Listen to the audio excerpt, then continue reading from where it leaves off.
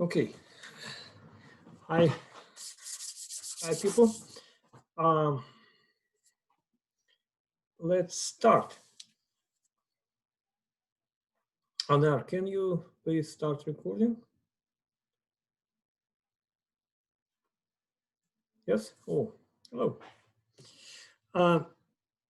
Anar, are you here? Can you please start recording?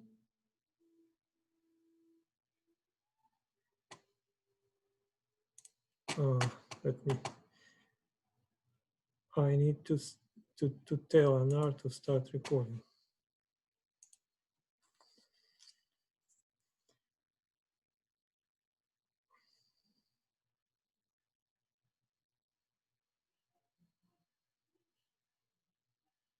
It's already recording.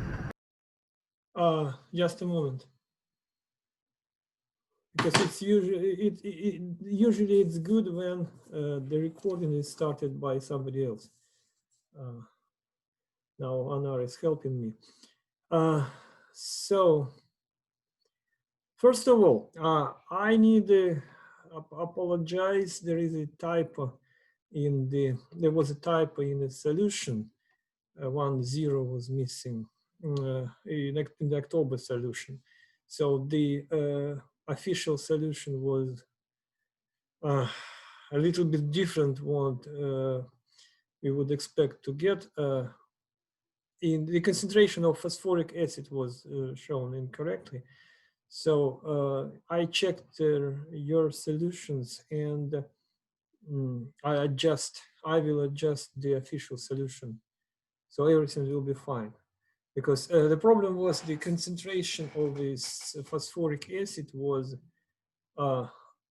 in the problem was it was supposed to be 0.001, but 1 0 was missing in the official in the problem text. So the expected answer is somewhat different than the actual answer.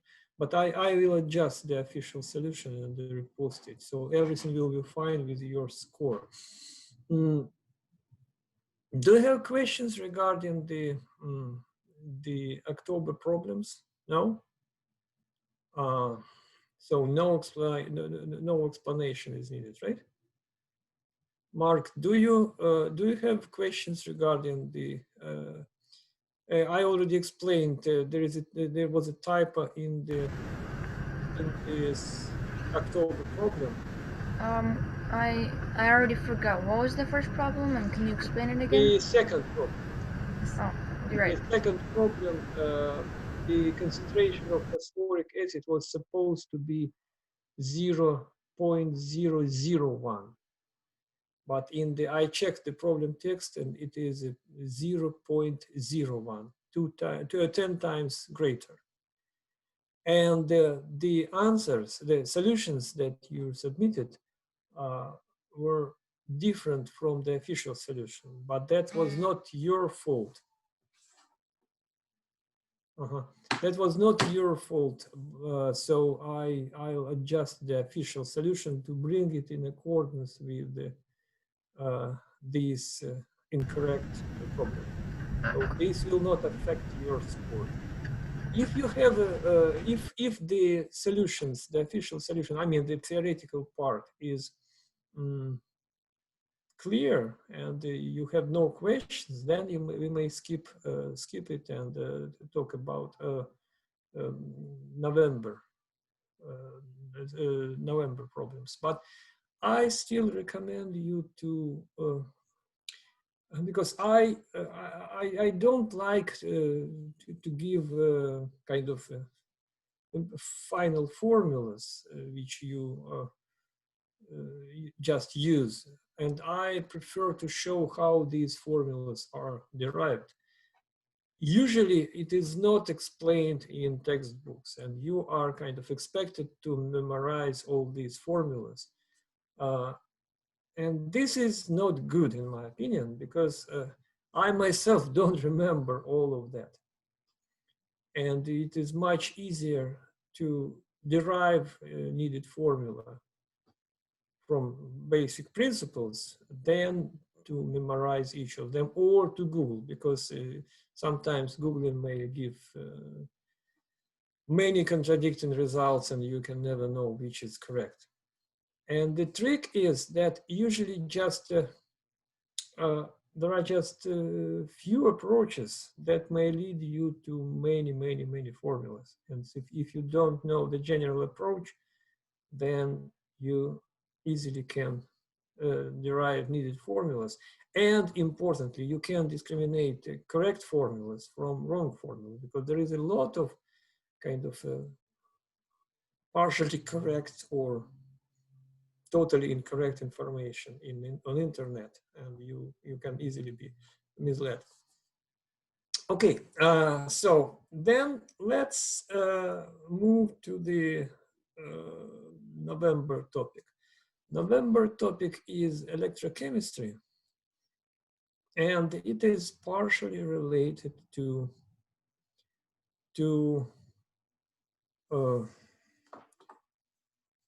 the previous topic, because we can explain it, we can describe that using similar approaches.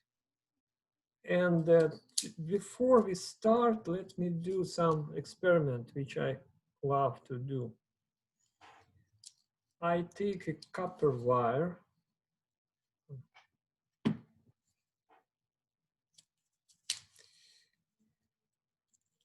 similar experiment can be found on internet, on YouTube, but usually they use iron nails and copper sulfate solution.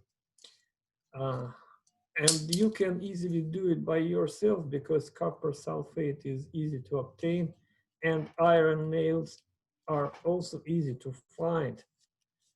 But this experiment is more spectacular and I prefer this. So this is a copper wire, and let me clean it a little bit to make a surface more clean.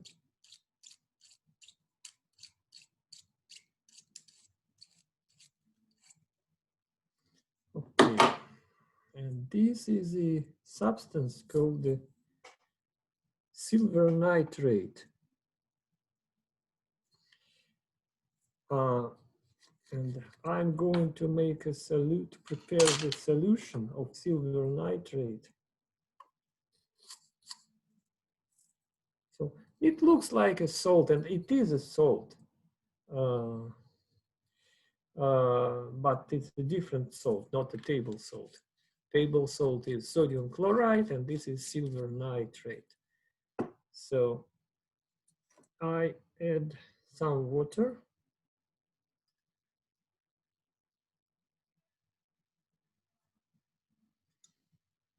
And everything dissolves.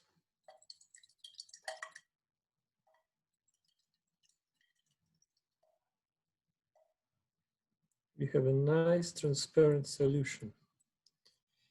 And then I put the silver copper wire into this solution and leave it for a while.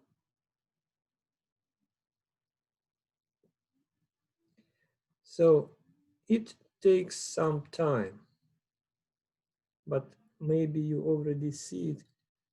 Okay, you see the copper wire becomes covered with something. If we put this test tube into a stand and leave it for, I don't know, 10, 20 minutes. Then this we will see easily what it is. These new stuff are shiny silverish crystals, which are actually silver. So let's leave it for a while and discuss the theory behind that. So what happens?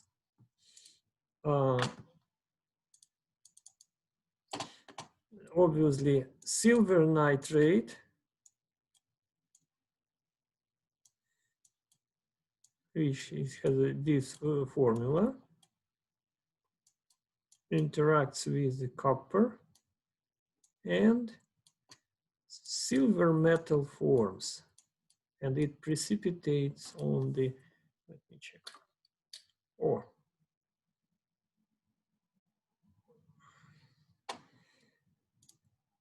you see, more silver, right? And what else do you see?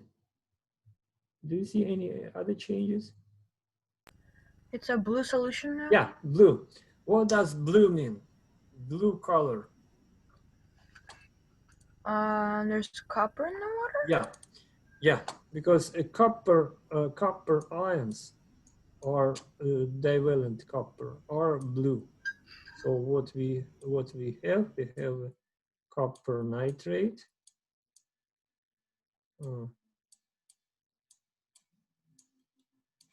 and silver. So we have an exchange reaction. Why does it happen? It looks like a copper kind of dissolves in silver, in water, and silver precipitates. Why does it happen? To understand that, let's remember how did we explain this solution in previous lectures. We explained that like this. If we have a solution and some solid, I mean a beaker, a solid, and water. How do we explain the solution? Individual particles, molecules, or ions, they escape from the solid surface and go to the solution. Simultaneously, if there are similar dissolved particles in the solution, they may precipitate. They may come to the surface and stick to it. And the equilibrium is may be achieved when both processes have the same rate. And why the equilibrium is achieved? Because the solution of the solid is just proportional to the surface area, but precipitation is proportional to the concentration of this solid. We use this square bracket to denote actual concentration times surface. That means when this solution, when the concentration increases, this solution rate remains the same, but precipitation rate increases. At some point, when some concentration is achieved, these two rates become identical, become equal, and we have an equilibrium. And that is how we describe the solution of solids like sodium chloride. And it is explained easily, taking into account that sodium and chlorine are in solid state. They are ions, positive ions and negative ion, positive and negative. Sodium is positive, chlorine is negative, and they are being attracted to each other. So when one ion leaves, then the second ion also can, it is not held as strong as previously, because as before, because one positive ion escaped. So this one is also likely to leave, and they are leaving one by one, positive, negative, until the solution comes to equilibrium. And if we look at the structure of sodium chloride, it is like this.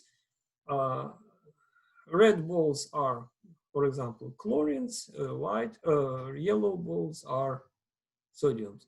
You see, each sodium inside the lattice, inside the crystal, it is surrounded by 6 chlorines, and each chlorine is surrounded by 6 sodiums. And that is why attraction between sodium and chlorine hold them together, and the repulsion of between sodiums, which want to be as far as possible, make this crystal lattice cubic. But what about metals? How do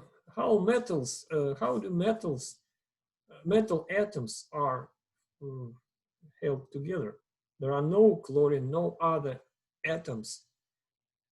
Because look, in this lattice, chlorines are kind of a glue for sodiums, which keep them together.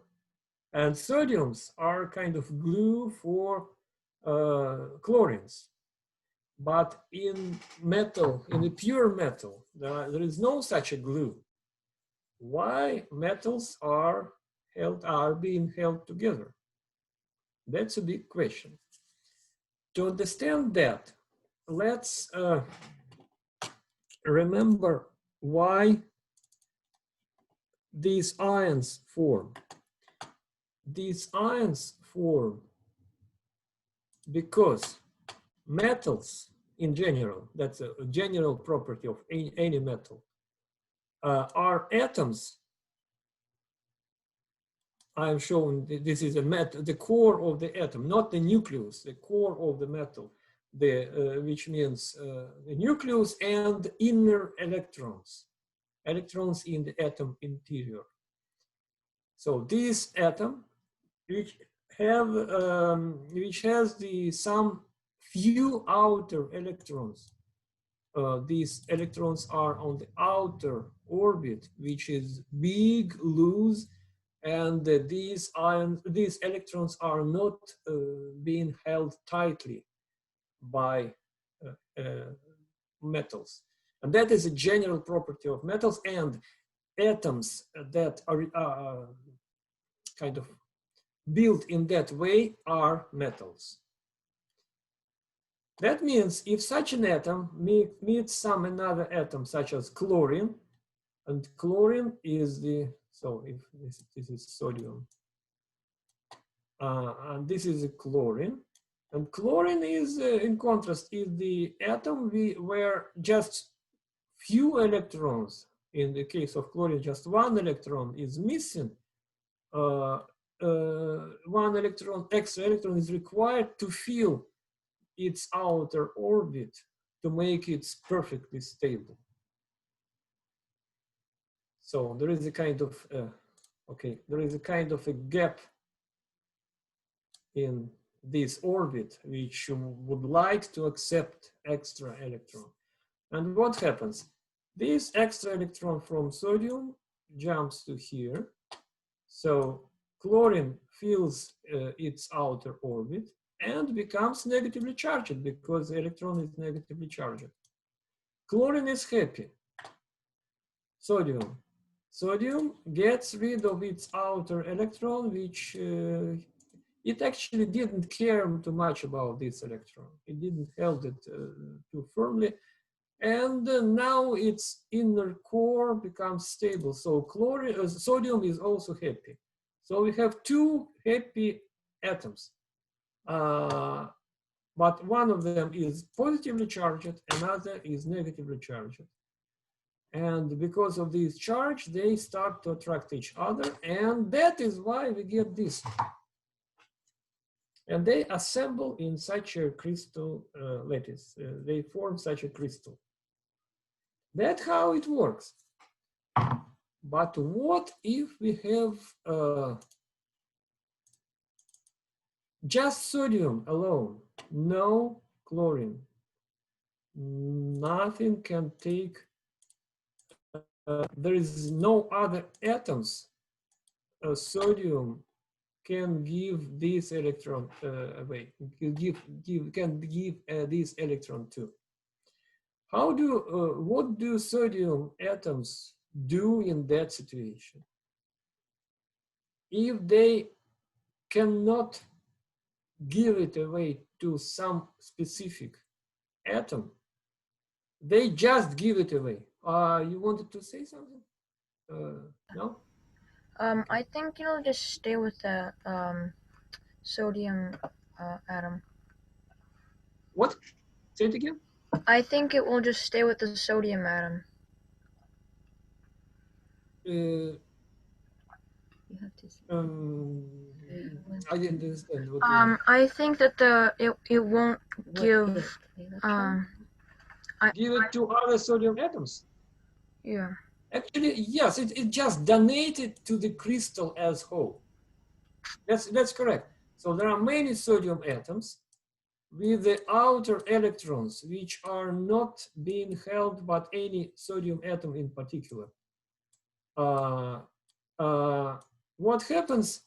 These electrons becomes kind of common electrons. They become common electrons. They are shared among among all atoms in the crystal. So all these atoms become positive, but they are kind of floating inside the gas of electrons. They are common, and yes, you are totally correct. And that is how all metals describe the composition of all metals and explain why all these atoms are together, why metals are solid. Incidentally, the same phenomenon explain other key properties of metals. First, their conductivity, electrical conductivity, because since electrons can flow through the piece of metal, they can transfer electrical charge. That is why we have electrical current in metals. For the same reason, metals have a high thermal conductivity, because when one atom becomes to fluctuate due to heat, for example, this side of a metal, a piece of metal is heated. This atom fluctuates, it transfers its momentum to electrons, but electrons are flying freely in the piece of metal. That means these electrons quickly transfer their momentum to other atoms, and all atoms start to oscillate. That explains its conductivity. In addition, the very same electron gas, the existence of very same electron gas explains why metals are not transparent, because the electrons can have any energy, can be in any energetic state, and that means they easily interact with any light of any wavelength. And they easily absorb it and transfer its energy to atoms, which start to fluctuate, to oscillate, and the piece of metal becomes hotter. And that is why metals are totally non-transparent. And several other properties also are explained by this electron gas. So that means all essential properties of metals are related to the properties of electron gas. But this electron gas, where does it come from? It comes from the fact that metal atoms are a dense positive core plus few outer electrons which are not being held tightly. And that is a general property of of atoms, of elements called metals. So all of that, all these physical properties originate from uh, this specific electronic structure of metals. By the way, what happened to our test tube? Take a look. I love it. You see, the crystals are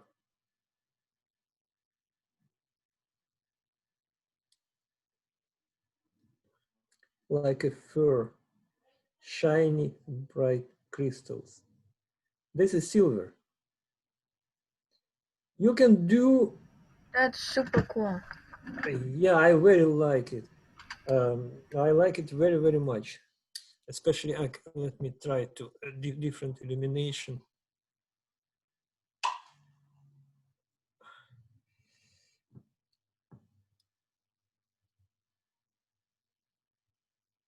This is silver.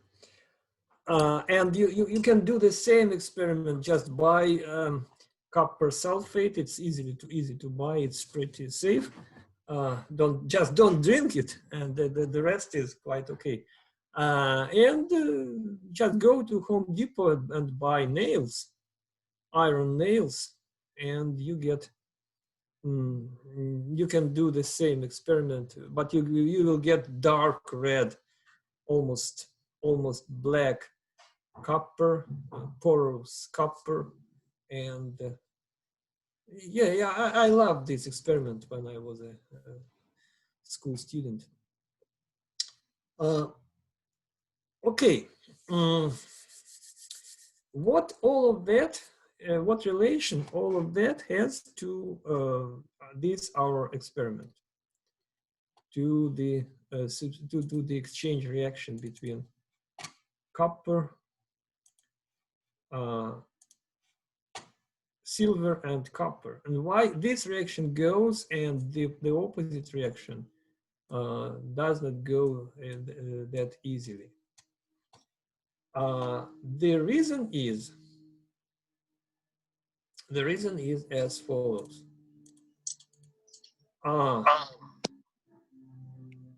It looks like new people are coming because we finished with the discussion of problems of October problems completely and moved to the subject of the lecture. And to those who just to newcomers, let me just inform them. Let me apologize. There was a typo in the problem number 2, 10-point problem.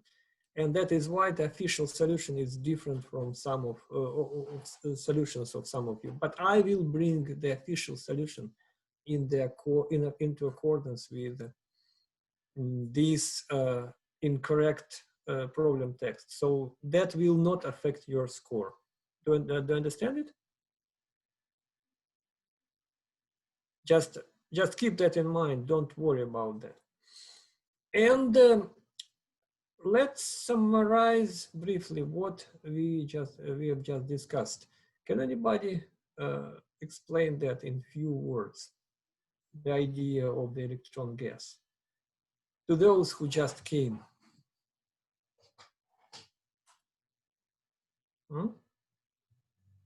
Elizabeth, don't you want to try? Just the electron gas, what it is and why the electron gas is specific to metals. No? You okay, good. So we did an experiment of putting a copper wire into silver nitrate. Was that what it was called? Yes, but how can it? We also But I explained. I started explanations about electron gas. Actually, we almost finished about that. yes. What the electron gas theory means? How does it affect? How does it explain metal properties? why the electron gas forms in the piece of metal. Because if the metal is pure, then the metal really wants to get rid of its electrons, so it can't. So they just float around in between the metal atoms, if I got that correctly. Yeah, exactly. So any piece of any metal is just the lattice of positive ions, the core of metal atoms, which are positive, surrounded with kind of cloud of electrons, which are common, and they exist in the form of electron gas. And what happens to this electron gas? And how does it explain this phenomenon? And we spoke about this solution. And what happens if we put a piece of metal into the solution, into water, for example, or some other solution of some salt? Okay, let's take water, just water. And we put, I don't know, a piece of a copper wire. What happens to it? There are copper ions inside. Okay, let's take a magnified view. So copper ions, which are surrounded by with the electron gas. So this is a surface. This is a metal surface. So metal is here and water is here. Yeah, he's describing the old one. No, he's not. So now what happens? This copper ion, as usual, similar to what happened in sodium chloride, this copper ion wants to go to a solution, and it actually does it. However, when sodium chloride was dissolving, when positive sodium ion goes to a solution, the next, the negative chlorine goes to the solution next. And that is why this this crystal remains electrically neutral. It is not charged. Positive ion left, the negative ion left, and again and again, and the whole crystal remains neutral, electrically neutral. But what happens here? The copper ion can go to a solution, but the electrons can't. The electrons, they belong to the whole piece of metal, and they still are being held by this piece of metal. That means when one copper ion leaves this piece, this wire, the wire gets a double positive charge. Sorry, double negative charge. Because doubly positively charged ion left the metal, the piece of metal. So we have a double negative charge. 2 electrons are still here. Okay, what does it mean? That means that for the second copper ion to leave the metal, more energy is required because the second positive ion is being attracted by a positively charged wire. And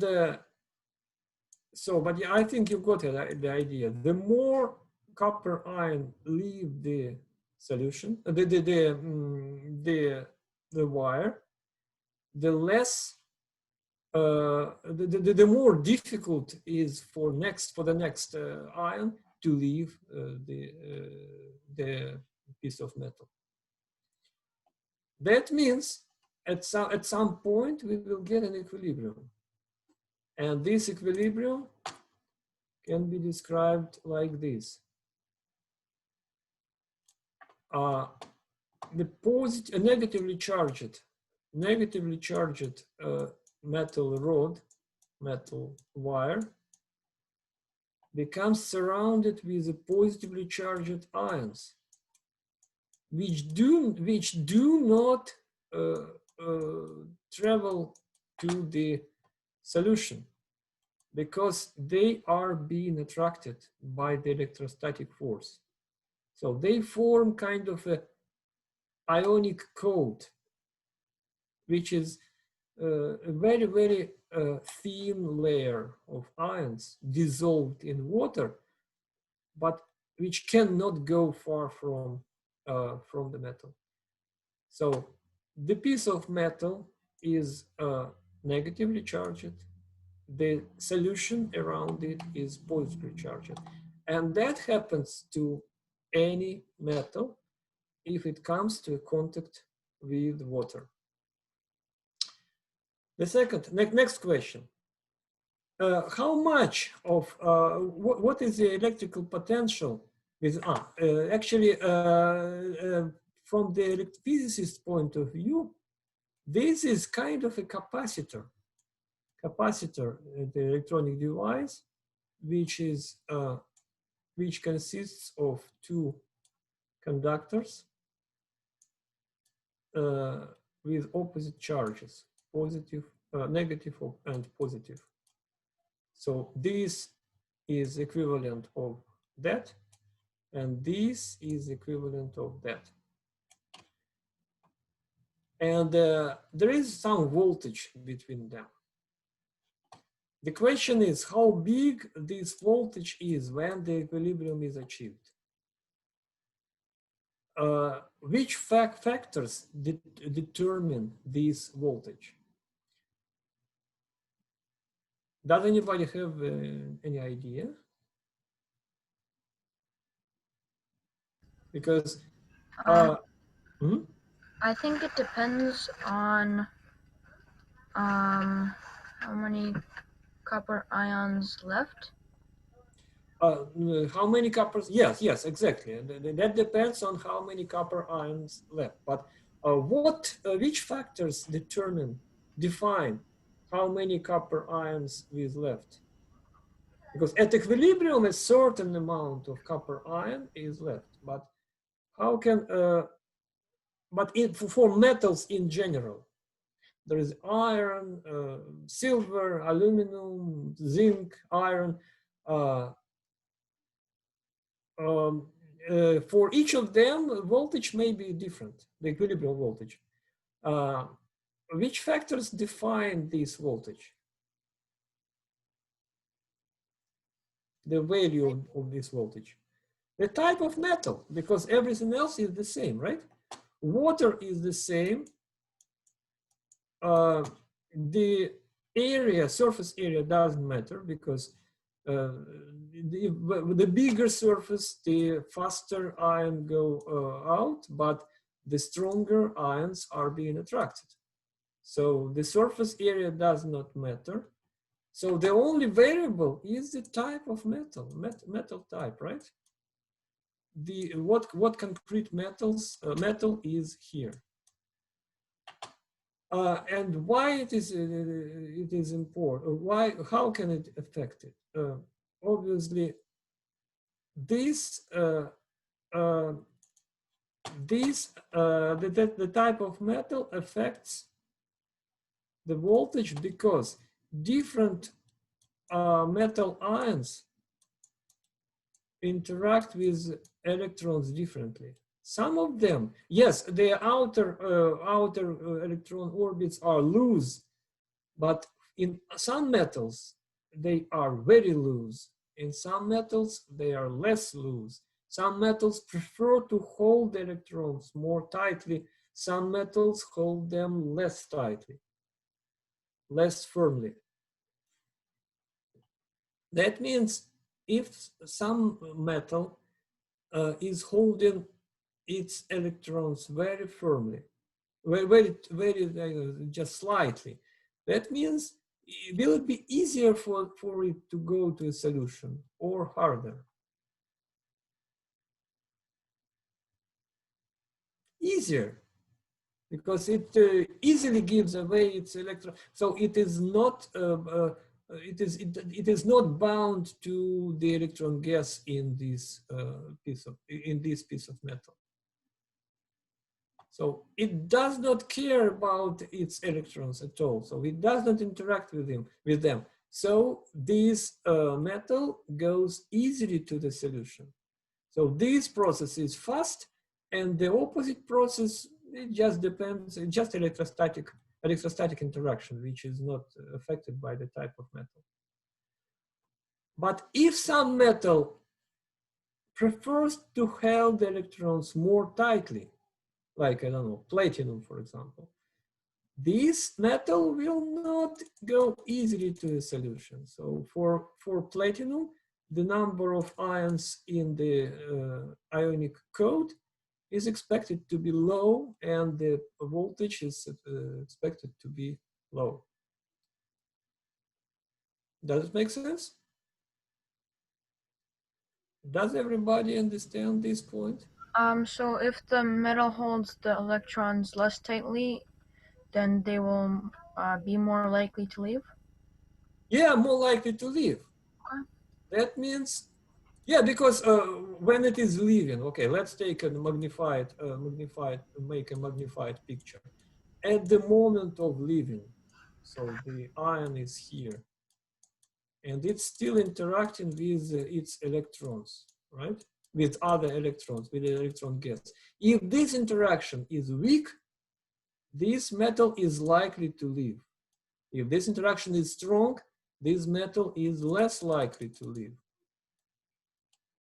That means, again, atoms with very, very loose outer orbits, where electrons are not bound tightly, they form a very dense ion code.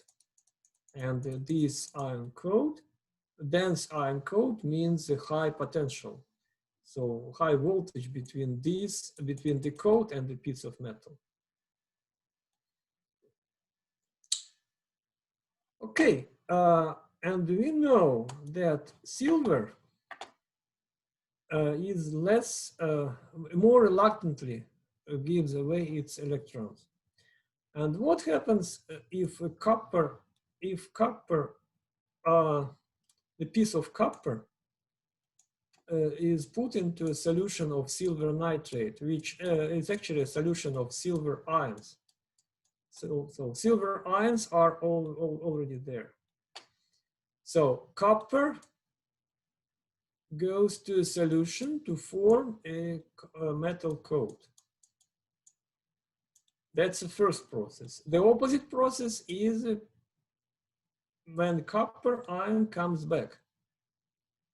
However, as soon as copper is in the solution, it has a kind of, it is not, its interaction with this rod is dictated just by the electrostatic forces in the same way as its interaction with silver, right?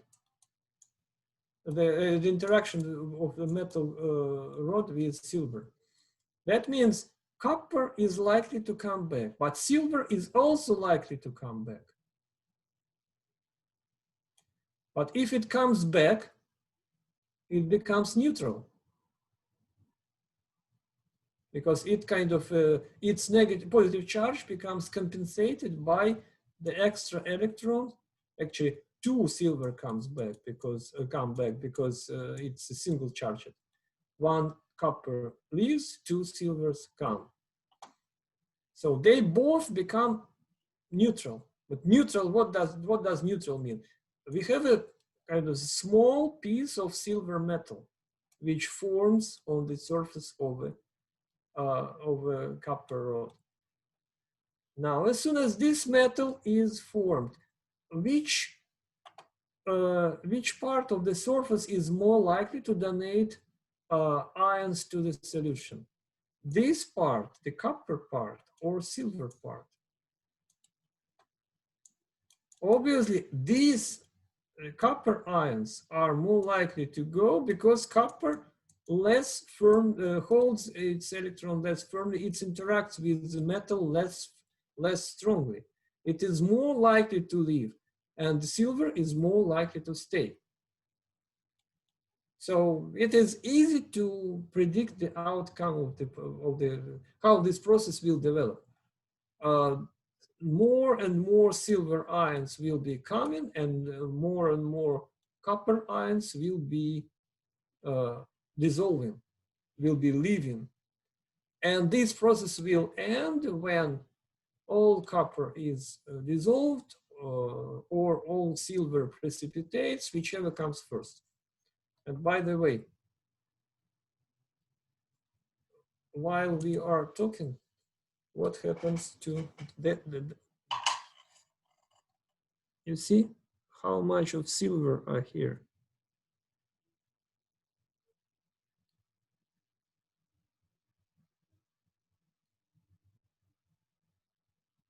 Do you see it?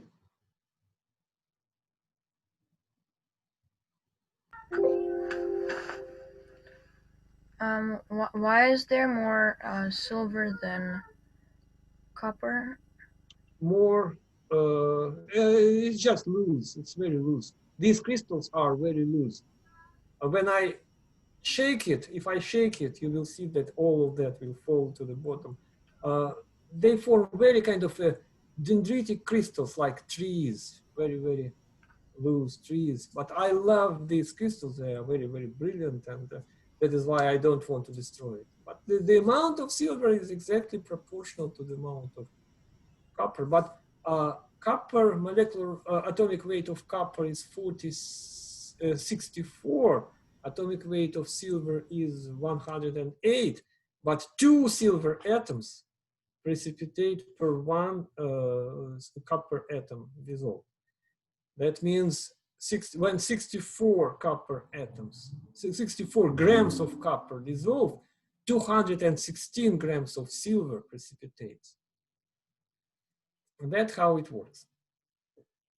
Okay. Do you have questions regarding this? Because it is quite possible, I'm sure it's quite possible to find a lecture on that subject on internet. The only difference between those lectures and this one, that you can ask questions, but only few of them are using this opportunity. Don't hesitate to ask, because that's a very, very good opportunity to do that. So don't hesitate and please interrupt me at any moment. It's not a big problem. Okay, now if you have no questions, let's move forward. So again, we have I don't know, the solution of some, it's better to, not a pure water, but a solution of some, I don't know, sodium chloride, for example. It's not really important. Some salt. So we have a lot of ions here that makes water solution conductive. Now we put the silver or copper rod into this solution. And obviously what happens, we have the rod becomes negatively charged, and the coat, the iron coat around it becomes positively charged. And there is some voltage between this coat. If you measure, it is not easy to do, but theoretically it can be done. If you measure the voltage between this coat and this rod, we get some voltage. It is roughly, so actually the absolute value is not easy to measure. It is possible to measure mostly the relative value. So this is a copper, for example. And then we put another rod, zinc rod. Zinc is less electronegative. It is less prone to hold its electrons. That means when it is also negatively charged, and it also has a ion coat, but this voltage will be different, and this voltage is greater. So this is V1 and this is V2. So V1 is smaller than V2.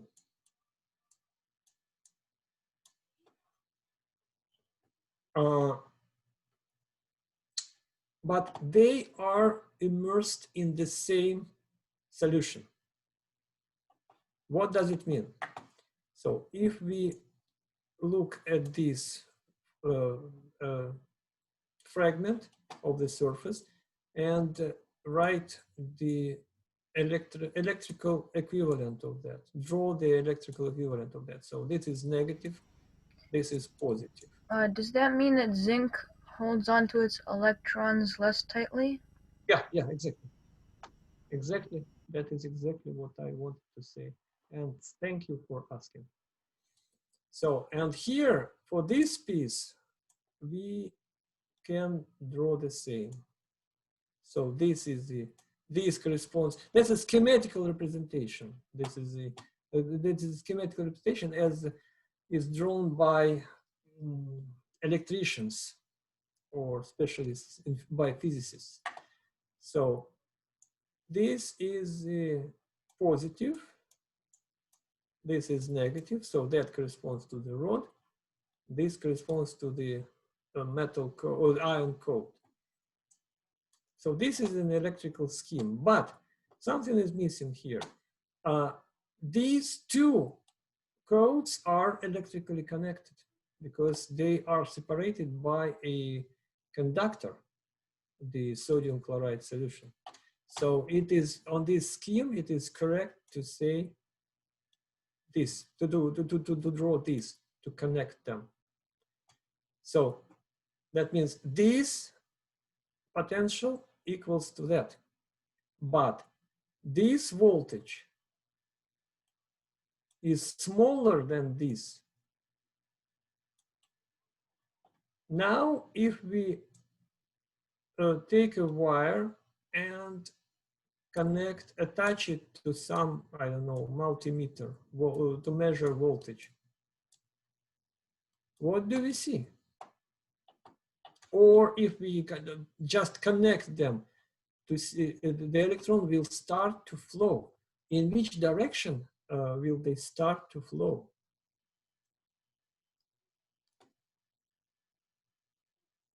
Who can tell me? So this From the copper to the zinc. Let's think again. So this voltage is big. This voltage is smaller. So this is big. This is smaller. Or, okay, I can redraw it like this. This is small. This is big. Would it be V2 minus V1? V2 minus V1? Mm-hmm. Yeah, but I didn't understand the question. What do you mean? Oh, sorry. I thought you asked a question. No. The question is in which direction the electrons will start to flow. Obviously, they flow to the lower potential, right? So if this voltage is bigger, then the excess of electrons here is greater than here. That means as soon as immediately when we connect these two rods, the excess of electrons will start to flow to copper.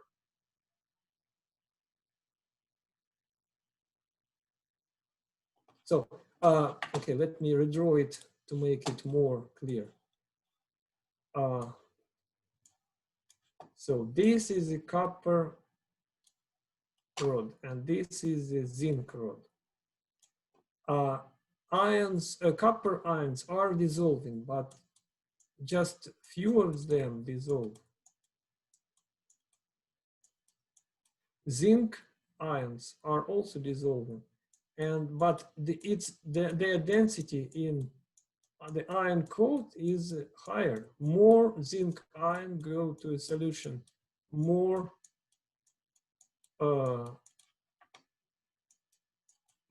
positive charges are in the coat, and proportionally more electrons, the excess of electrons here in the rod is greater. Here, the amount of extra electrons is smaller. So when we connect them together, what happens? In which, by the way, I forgot to tell, as usual,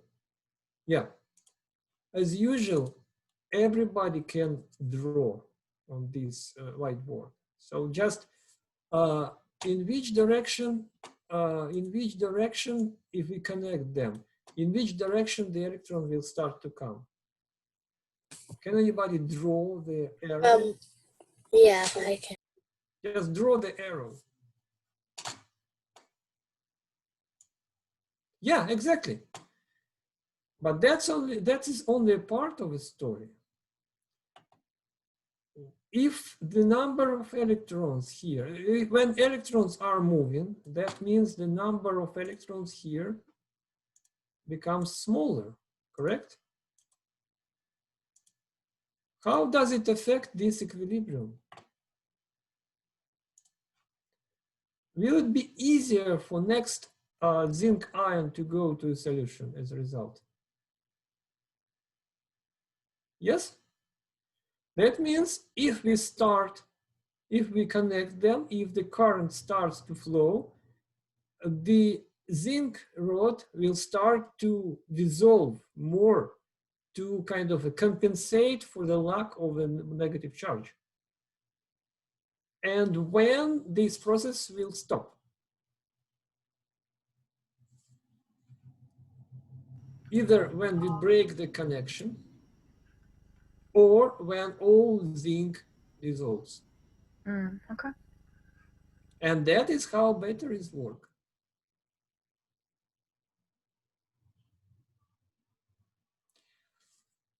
Okay,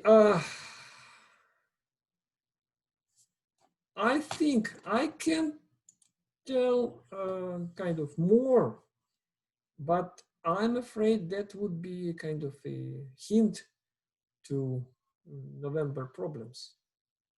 So you can ask me questions which are not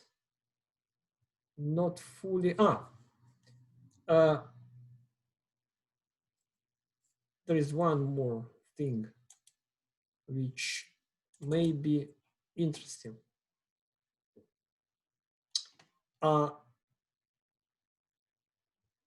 We can do the opposite. We can do the opposite. What if we, for example, what if we put some, there is a very nice experiment which I would love to do in Sigma Camp, but not, usually I have no time. I'm busy with other things. I did it in the past and I love it. So if you take something, for example, a leaf or a kind of a beetle or whatever, some non-conductive object with a nice shape. For example, okay, let it be a leaf, a tree leaf, and coat it with the graphite, the carbon powder. It is possible to do, just spray it with glue and just put it into graphite powder, and it will be kind of a dark black leaf coated with a very, very thin film of graphite. That will make it conductive. Now we put this leaf into a solution of, for example, copper sulfate, and put another, I don't know, some rod, for example, a copper rod, and attach it to the battery. So to the battery, so the negative side goes to here and the positive goes to here. So this is a plus, positive end of the battery, and that's the negative end of the battery. What happens in that case? After a few hours, the leaf becomes very, very coated with a very, very thin and nice, shiny copper foil. So you literally get a copper leaf with all tiny details visible on its surface. So it is like a living leaf, but made of copper. I love this experiment, but it requires some kind of skills, and usually it takes several hours. But why does it happen? That happens because when you have some conductive surface, which is negatively charged, and we have, for example, copper ion, but other ions, many other metals work too. Obviously, it will be attracted, the ion will be attracted by the negatively charged surface, and which has extra electrons on their surface. So when the ion comes, it gets 2 electrons and becomes neutral. So it turns into a copper metal.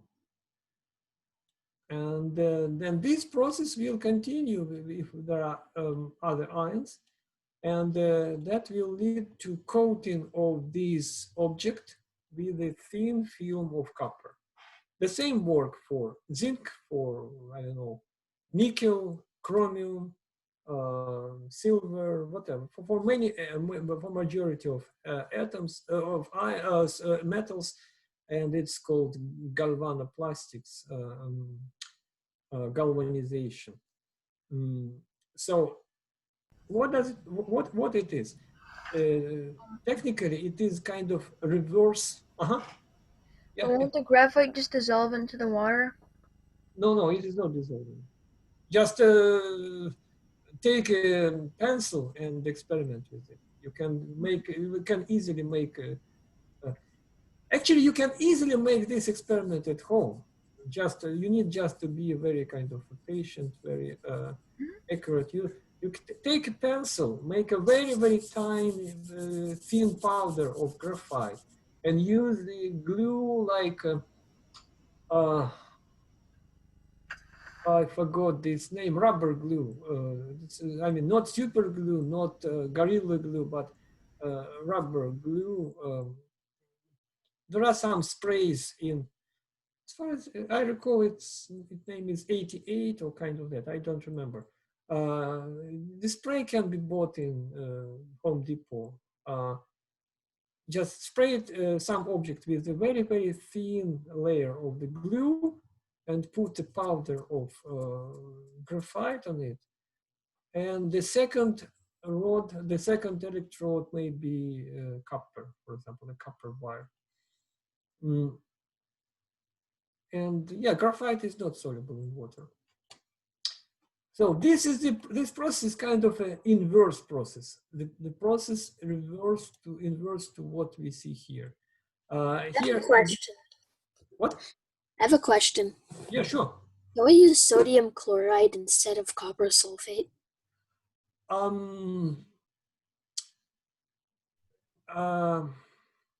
That is how sodium metal was prepared originally. I'll show you the next time during the next month. at the beginning of the lecture when we discuss November problems, I'll show you one experiment, which is directly related to what you ask. I don't have materials to show it like right now, but I'll show you. Sodium is something that, oh, give me a moment. I'll show you something, but it's not a full story, but I'll do it. Just a moment.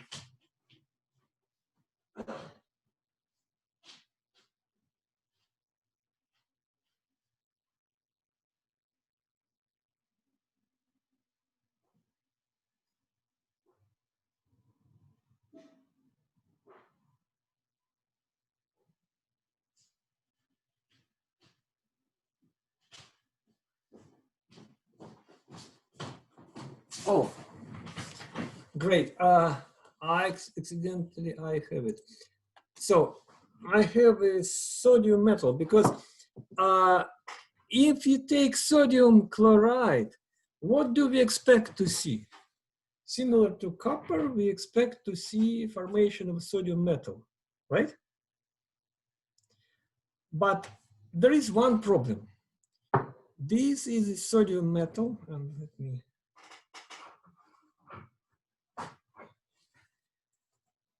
let me show you that. So this is sodium metal, and I'll show you how it looks like.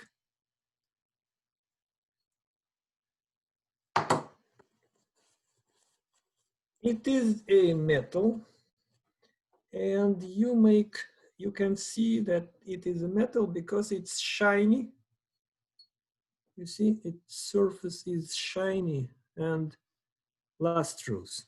So it is a metal. It looks like a piece of zinc or aluminum, but it is a very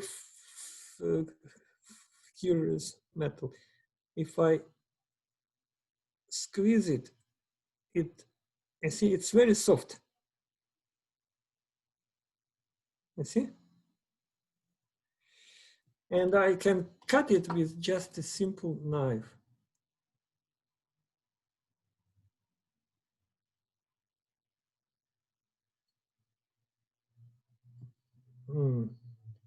Here.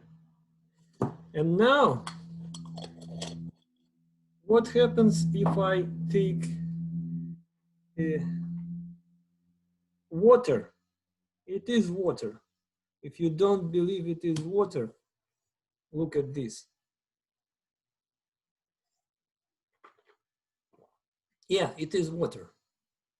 And I take this piece of sodium and drop it into water. See.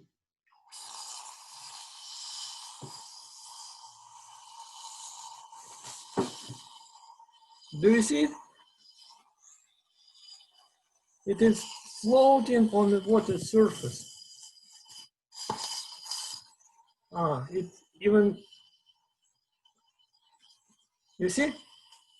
It is floating on the water surface and dissolving. Actually, you see what happens?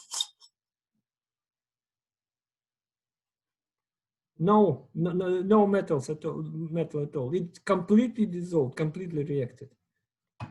Why? Sodium is very, very reactive metal. And even when it comes to contact with water, what happens? Water to sodium is essentially the same as HCl for zinc to zinc. HCl, hydrochloric acid, which is strong acid, reacts with zinc to form hydrogen and zinc chloride.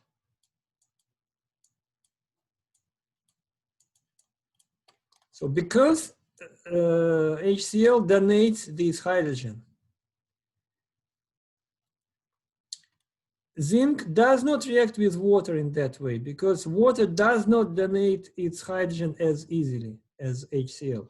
But sodium is so reactive that it substitutes one hydrogen in H2O to form hydrogen gas and NaOH, sodium hydroxide.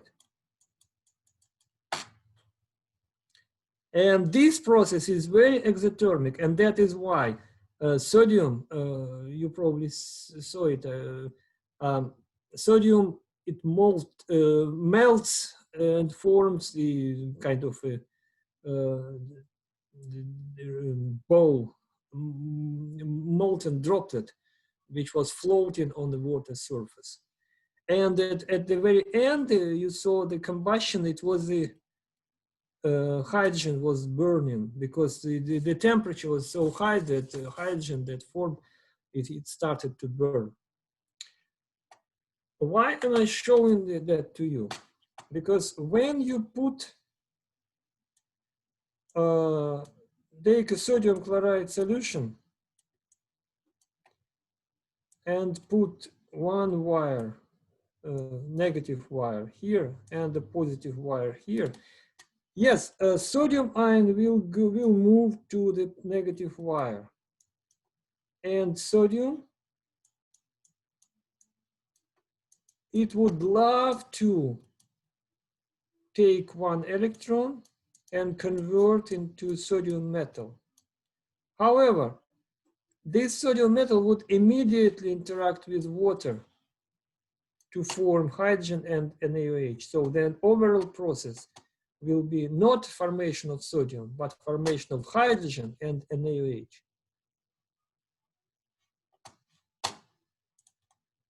Does it make sense?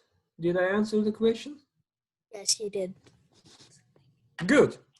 But does it mean it is not possible to prepare sodium metal using that process?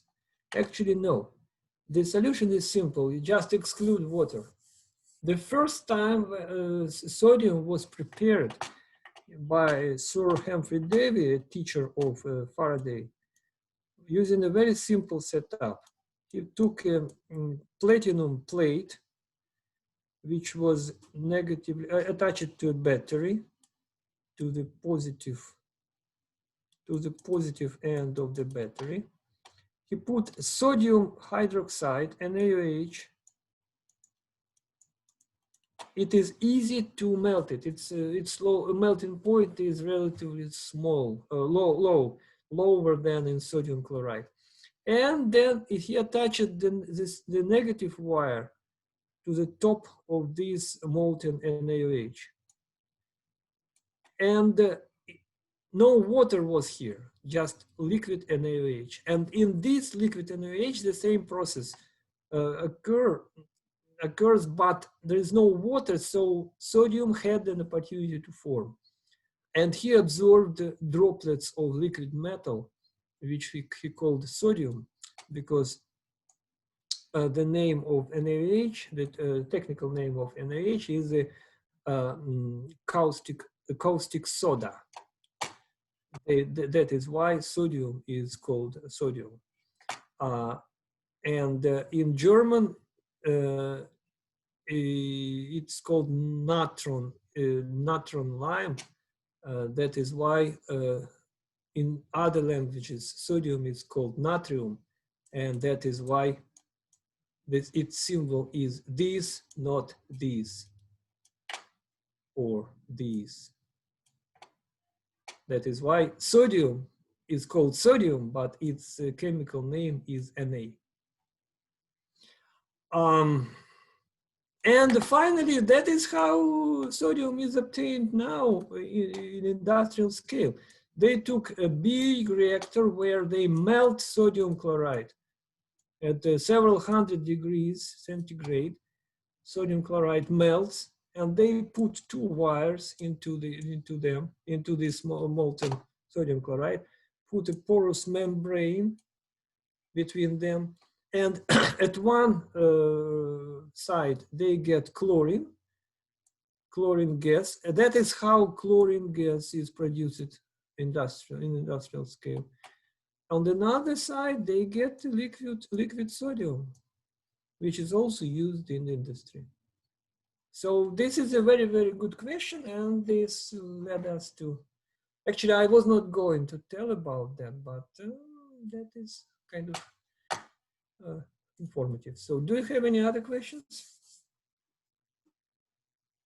No?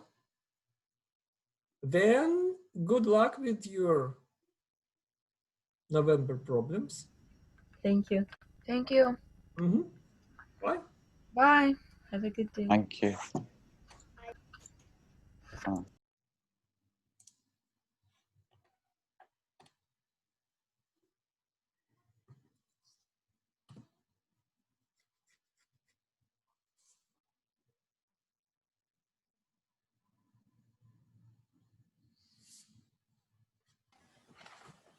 Anar, Yes. Over. слушай, я должен выйти или как ты закончишь? Или ты закончил запись, да?